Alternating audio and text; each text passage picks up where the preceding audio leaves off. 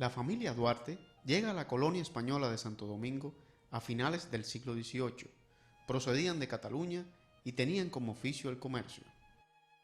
En la última década de ese siglo se sucedieron complejos y traumáticos acontecimientos políticos y sociales en la isla. La revolución protagonizada por los antiguos esclavos de la colonia francesa amenazaba con destruir los cimientos del sistema colonial. La primera fase de esa revolución culmina en 1801, cuando el líder rebelde Toussaint Louverture ocupa la parte este de la isla en nombre de la República Francesa. Este hecho puso en peligro el sistema colonial español de Santo Domingo. El comercio y la sociedad en su conjunto quedaron muy afectados, lo que obligó a que cientos de familias emigraran a las colonias españolas más cercanas. Los Duarte no fueron la excepción y bajo esas circunstancias eligieron la vecina isla de Puerto Rico. A principios de 1804, cuando las tropas napoleónicas fueron diezmadas por los revolucionarios haitianos, estas se trasladaron a la parte este, quedando los antiguos territorios españoles como reducto del gobierno colonial francés en Santo Domingo. Los criollos no aceptaron el dominio francés y en 1808 libran la batalla de Palo Hincado derrotando a los franceses. Con este triunfo, a principios de 1809, los habitantes del este deciden volver al abrigo de la antigua metrópolis, eligiendo como nuevo gobernador de España a Juan Sánchez Ramírez. Después de 20 años de guerras coloniales que dejaron como vestigio un estado de ruina por toda la isla, se iniciaba una época de relativa estabilidad política. En estas condiciones, los Duarte emprenden viaje de regreso a Santo Domingo y se instalan en el barrio capitalino de Santa Bárbara. En 1813 nace Juan Pablo y es bautizado en la iglesia del mismo barrio. Desde niño vivió en un clima de relativa prosperidad gracias a los negocios de su padre. Estas condiciones le facilitaron una buena educación, algo que era un bien muy escaso para la época. En 1822 sobreviene la ocupación haitiana capitaneada por Boyer, quien andando el tiempo se convertiría en un férreo dictador tanto para los propios haitianos como para los dominicanos. En su juventud, Duarte continuó sobresaliendo en los estudios, pero las condiciones de entonces para obtener una formación académica superior era extremadamente difícil. Circunstancias que permitieron que sus padres le brindaran la ocasión de mejorar su educación en el extranjero. Finalizando la década de 1820, siendo todavía un adolescente, Juan Pablo se embarca hacia Europa, iniciando un peregrinaje que le llevaría 4 años, durante los cuales pudo impregnarse de las ideas políticas más liberales, revolucionarias y radicales de su época. De regreso a su Santo Domingo natal, no perdió tiempo en propagar su aprendizaje entre sus familiares, amigos y allegados, acentuando las ideas que hacían referencia a la libertad, la igualdad y la independencia. Pasando el tiempo, esta manera de fraternizar con los suyos se convertiría en una escuela de ideas políticas y en el movimiento conspirativo que se denominó la Trinitaria. Es desde ahí que se va a orquestar toda la lucha política y militar que culminaría en la proclamación de la independencia nacional. El mérito de Duarte en el 38 es haber entendido como resultado de sus conversaciones con sus padres, con personas de la época, por su lectura, etcétera, que aquí hacía falta organización, tal como se lo demostraban las luchas por los fueros de Cataluña, las luchas libertarias en toda España, Francia, la lucha de los carbonarios y todo el movimiento de auge liberal que se vivía en Europa.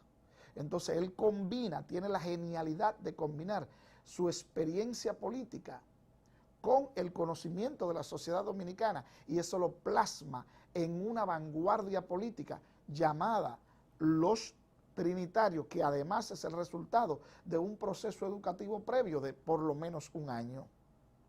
El movimiento trinitario fue fundado el 16 de julio de 1838.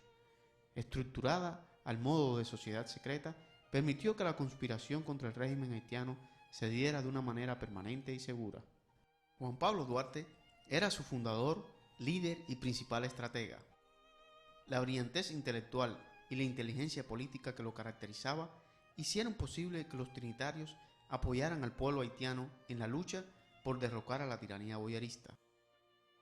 Para marzo de 1843, el viejo caudillo fue expulsado del poder, comenzando un movimiento de reforma que llevaría al líder de la conspiración, Gerard, hasta la presidencia de la República. Los compromisos pactados y concertados entre los revolucionarios haitianos y los dominicanos, todos fueron traicionados por el nuevo gobernante. Gerard se volvió un déspota como su antecesor, y bajo esas condiciones, los trinitarios no vacilaron en reanudar la conspiración contra el nuevo gobierno tiránico de Haití. La persecución contra los conjurados se acrecentó, obligando al líder trinitario a tomar el camino del exilio. Esto no detuvo la estrategia independentista del resto de los conspiradores. En los últimos meses de 1843, los jóvenes revolucionarios establecen alianza con la oligarquía criolla, representada por personajes como Bobadilla, Báez y Santana, quienes deciden cerrar filas en el proceso de independencia que los trinitarios habían comenzado en 1838. Bajo este pacto, en los primeros días de enero de 1844, los dominicanos anuncian mediante el acta de separación el surgimiento de una nueva nación. Un mes más tarde, el 27 de febrero, en la Puerta de la Misericordia, al pie de la muralla de la ciudad de Santo Domingo y a son de trabucazo, los dominicanos determinan ser independientes. Al cabo de pocas horas, los habitantes de la ciudad, liderados por los revolucionarios, se agrupan en la Puerta del Conde e izando la bandera nacional, proclaman al mundo que son una nación libre e independiente. Todos los pueblos de la parte este, con el correr de los días, van manifestando su adhesión a la recién proclamada república. Los ideales duartianos y trinitarios de concebir una república dominicana libre e independiente de toda dominación extranjera es un hecho. El padre de la patria arriba a Santo Domingo el 15 de marzo, a bordo de la goleta Leonor, donde es acogido con vítores por parte de la ciudadanía y recibido con honores por las autoridades del gobierno provisional. Inmediatamente se integra a las labores de la Junta Central Gubernativa que dirigía Tomás de Bobadilla. Los primeros días de marzo, el gobierno de Puerto Príncipe había decretado la movilización general. La primera gran batalla contra los haitianos tiene lugar en Azua el 19 de marzo.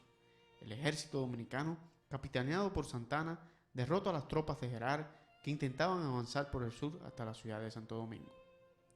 Durante los días que restaban de marzo y todo el mes de abril, Duarte, nombrado comandante de los ejércitos del sur, libraría una batalla política audaz y memorable en su intento por consolidar la independencia nacional en contra de aquellos que solo planeaban lesionar la soberanía recién conquistada. En su campamento de Baní enfrentó a Santana y su negativa de atacar al ejército de Gerard. Finalmente, transcurrieron varias semanas y los máximos representantes del gobierno provisional, confabulados con la posición de Santana, le ordenan a Duarte regreso a Santo Domingo. El patricio, sobrado en estrategia política, acata la orden para evitar divisiones entre los dominicanos en momentos tan difíciles. Al principio de junio, Bobadilla y su camarilla intentan introducir en la asamblea del gobierno como aprobado el protectorado francés. Duarte y sus seguidores se oponen vehementemente a esa manipulación. Este triunfo táctico de los trinitarios no impidió que un grupo de jóvenes encabezados por Sánchez dieran el golpe de estado del 9 de junio. Bobadilla y toda la camarilla vacilante del gobierno provisional fue destituida. Durante el mes de junio, Duarte hace un recorrido por el Cibao para propugnar por las ideas de la independencia absoluta. Desde La Vega hasta Puerto Plata es aclamado como presidente. En la capital, Sánchez pretendía obtener el triunfo militar, para que de ese modo los que favorecían el protectorado de Francia quedaran totalmente vencidos. Había pasado poco más de un mes cuando Santana y sus tropas se presentan en las puertas de la ciudad de Santo Domingo y a través de la fuerza destituyen a Sánchez, instalándose el general como jefe del gobierno. Desde ese momento, los trinitarios, como agrupación política, son perseguidos y expulsados del poder para siempre. Sánchez y Mella en la capital y Duarte en Puerto Plata son apresados y para el mes de septiembre ya han sido todos desterrados. En Duarte tenemos una propuesta política liberal consecuente con ampliación al máximo de la integración de los ciudadanos a la administración estatal, y con los conservadores tenemos una exclusión política, un militarismo, una propuesta anexionista y sobre todo un régimen, una propuesta de régimen autocrático. Después de pasar por Hamburgo y Curazao, Duarte se traslada a Caracas a principios de enero. Semanas más tarde, se reúne allí con su familia que ha sido, como él y por su causa, desterrada de Santo Domingo. Atribulado y muy desconcertado, el patricio, a mediados de 1846, emprende un largo viaje por diferentes regiones de Venezuela, que lo llevarían hasta internarse en la selva amazónica. Su ausencia fue prolongada y silenciosa. Evitar que su nombre fuera motivo de discordia entre los dominicanos lo había asumido como un credo religioso que tenía como fin fortalecer la permanencia de la República en el concierto de las Naciones Libres. El 18 de marzo de 1861, Santana, de manera engañosa, ponía bajo el protectorado de España a la República Dominicana. Estas graves circunstancias le exigen regresar a Caracas. Llega a esa ciudad a principios de 1863, donde se reencuentra con su familia después de 12 largos años. Desde aquí comienza su segunda cruzada por la independencia de la República. Duarte se invistió con el grado de general, reanudó los contactos con antiguos trinitarios y buscó apoyo en las autoridades de Venezuela. El 16 de agosto de 1863, los patriotas proclaman a la República Dominicana como una nación independiente, creando un gobierno provisorio que se opone a la dominación española. El gobierno revolucionario reconoce la labor del decano de la independencia y lo nombra su representante en Caracas. Este apoyo facilitó los preparativos de la expedición que le traería a la patria con dinero y armamentos para la lucha restauradora. En marzo de 1864, el patricio desembarca por Montecristi y desde ahí se dirige al Cibao para dar cumplimiento a su misión frente al gobierno restaurador que tenía su sede en Santiago. Apenas se establecía en esa región, esperando la oportunidad para dirigirse al frente de batalla, cuando comienza un nuevo Vía Crucis. El inmenso deseo de ofrendar su vida por la patria se ve frustrado, situación que se vio agravada cuando comprobó que su estado de salud le impedía tomar decisiones arriesgadas. Finalmente, en el mes de junio, a Duarte se le nombra como diplomático en Venezuela, con la misión de representar al gobierno restaurador ante todos los países latinoamericanos. El objetivo era crear un frente diplomático para lograr apoyo y recursos en la lucha contra España. Los cambios de presidencia en el gobierno restaurador y la escasez de recursos impidieron que la misión del patricio fuera tan eficiente como él hubiera deseado. A mediados de 1865, los dominicanos expulsan definitivamente a las fuerzas de ocupación española, restaurándose la independencia y volviéndose a izar la bandera nacional por todo el territorio dominicano. Halagado por el trascendental momento, se retira a una vida sencilla que lo obligaba a cumplir con el deber de ganarse el sustento de su familia. Se le veía sufrir con el gobierno despótico de Báez y su intento de entregar parcial o totalmente el territorio dominicano al gobierno de los Estados Unidos. Cuando supo que jóvenes revolucionarios habían derrocado al tirano mediante las armas, brotó en él un ánimo de optimismo, a pesar del dolor que le provocaba su afección. Finalmente, el apóstol murió en julio de 1876. Una larga enfermedad ponía fin a la vida ejemplar del padre de la patria. La generación de los restauradores heredó con mérito los ideales duartianos y a la vez tuvieron la inteligencia y la lucidez para que la vida y obra ejemplar del apóstol de la independencia viviera por siempre en las futuras generaciones de dominicanos. Las dificultades para el reconocimiento absoluto de la dimensión de la figura de Duarte le siguieron después de su muerte.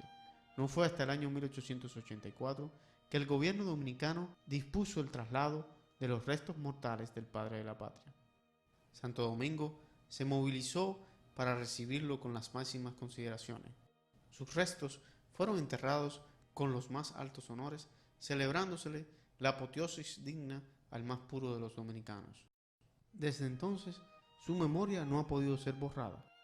Las luchas partidarias, los desgobiernos y las injusticias fueron algunas de las razones por las cuales al patricio no se le pudo honrar con una imagen pública. Fue en el año de 1930 cuando se lograron estos oficios. Varias décadas demoró el recordatorio público del padre de la patria a través de una escultura, desvelándose finalmente en ese año la estatua que se erige en el Parque Duarte de la zona colonial.